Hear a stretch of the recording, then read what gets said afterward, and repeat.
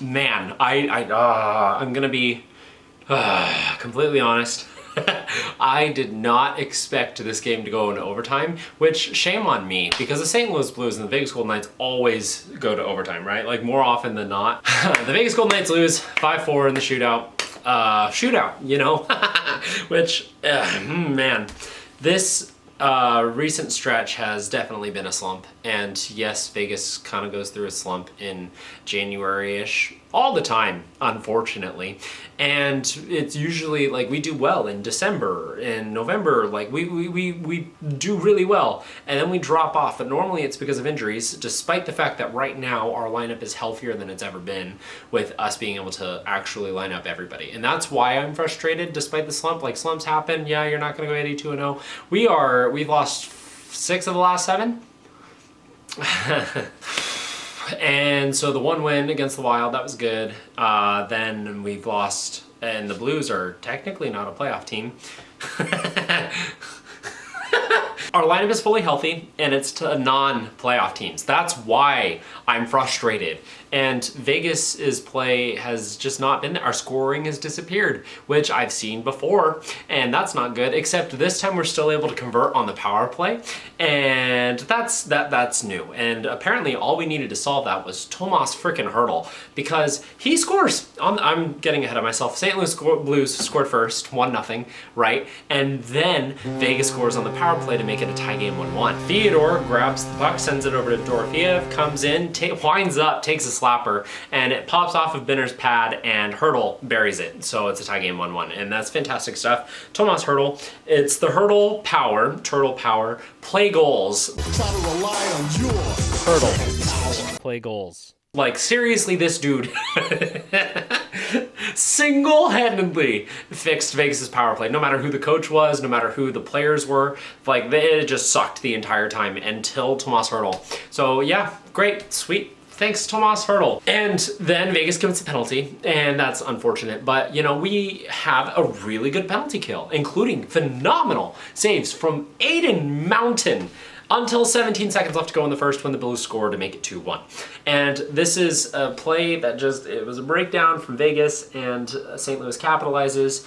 And you'd like Aiden Hill to make a save there, but he had just made 3 like grade A saves on the penalty kill, and so it's like, in my head it was relating to the moment when like my 5-year-old wants to, like, says daddy, and like runs up and gives me a hug, but instead, because of his height, his hand, just his perfect height to just, you know, go for the punching bags, and yeah, it's just a straight up gut punch, and to end the first period after a really solid penalty kill.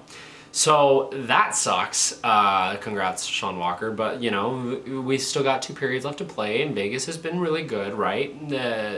Scoring in the second. Doesn't matter. Jake Neighbors, 3-1, St. Louis. And this, I saw Jake Neighbors, and I was like, oh, I like this kid. And he did a really good move, kept possession of the puck in the offensive zone for the Blues, and it gets cycled back around. It finds its way over to him. He flings one past Hill. Fantastic. 3-1, you know. You'd like Hanifin to attack Neighbors a little bit quicker. He didn't. And yeah, no, Cassidy was livid after this goal. So that's good, you know. You like your coach to hate losing, so. They don't love to win. They don't hate to lose. Vegas in transition the other way. Shea Theodore has the puck, winds up, takes a shot. It's blocked by Brendan Saad, of course, the night killer. But Brett Howden finds the puck and just buries it. I don't even think Benner saw this coming. He didn't know where the puck was, and Benner and Howden, fantastic. It's 3-2. All right, let's go. We can do this. With 31 seconds left to go in the second period. So if, in case you're counting at home, that's to end the first and second period, like a goal in each. Cam Fowler, the St. Louis Blues are on the power play, so like a little bit more understandable, but Cam Fowler from the point slaps it. It's not touched by anyone else as it makes its way past Hill. Hill was screened for this one. So, you know, but yeah, fantastic. It's 4-2 St. Louis. And at this point, I'm done. I'm like, you know, Vegas they're in the slump. And I've just been sad watching hockey the last 7 games except for Minnesota. And for a brief moment when Pavel Dorofeyev scored a hat trick during that game against Nashville to, you know, give me hope in that game. But, you know, in general, it's been really like Noah Kahn and Taylor Swift's Tortured Poets Department album levels of sadness recently for the Vegas Golden Knights fans. And I just, full on honesty, did not believe that the team would be able to come back into this, especially because how they played in the third was abysmal. Like, not like they want to win. They didn't have a jump. They didn't be able to make their passes work. Their scoring just disappeared. The 2 goals that we have are on the power play and on a transition goal from Fluky, where the puck just bounced off of Sod in front of Howden like, it's just really, we've got to find ways for the top guys, Eichel, Stone, Barbashev, throw in Hannafin, I guess, because that was one of the things that was great about him when he was coming here, is he's a more offensive-minded defenseman, but he shied away from the puck recently. And we've, Pavel Dorofeyev, oh, love that kid. He is fantastic, and yeah. But in general, like, we need to find ways of scoring from our top guys. And then Vegas pulls Hill, and I have like no belief at all. And 3 minutes, 10 seconds left. Theodore sends it over to Eichel. Eichel rips this, like, slaps this thing through the netting. That's how hard and cleanly he hit this puck, and it goes past Benner off the post and fantastic, 4-3. I still don't believe that we're gonna tie it, even though I know that these 2 teams are destined for overtime given their history. I'm just like, yeah, no, it was good. We got a goal with the goalie pulled. That's the 2nd time this season. And we're at game 47. That, which could mean that either we're winning a bunch of our games, which, yeah, but also we gotta be able to find ways to score here. And so I'm just like, yeah, whatever, like, cool, it'll look better on the score sheet. Eichel got a goal, and Theodore, that's his 3rd assist of the night, so, good point night for him. That's good. Speaking of Pavel Dorofeyev, this play is eerily similar to the Eichel one. It's off the draw, Vegas wins it, they get the puck back to Theodore on the point, and he sends it to the opposite side this time. So Eichel's forehand that way, Dorofeyev's forehand that way, and he winds up and slaps this thing, and it goes into the back of the net. It's a tie game. I was in complete disbelief, but overjoyed with the fact that we tied this game. Vegas actually showed fight with the empty net. That's fantastic stuff against a non-playoff team. Why do I have to ruin it for myself? No, but Vegas ties it with 28 seconds left to go, and we go into overtime. And that's fantastic. To steal a point, I fully did not believe that we would get a point.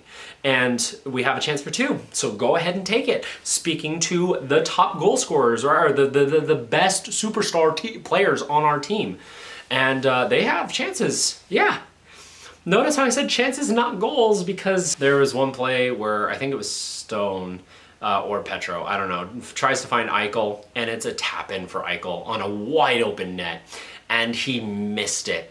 He makes that shot 10 out of 10 times. He makes that shot 11 out of 10 times, and twice on Tuesdays. But unfortunately, it's Monday, and he didn't make it. That was so terrible. The first words out of my mouth were, "Eichel, you bum," which is ridiculous to say out loud, especially because, the whole, like, and then at the end of overtime, Mark Stone has a breakaway opportunity, and he slaps it, and I think it was saved, or he missed it, but it went out, and yeah, no, so we go into the shootout, which is more than I was hoping for, but the fact that we had an opportunity to actually steal this game from the St. Louis Blues twice, and came up shorthanded, that sucks. But,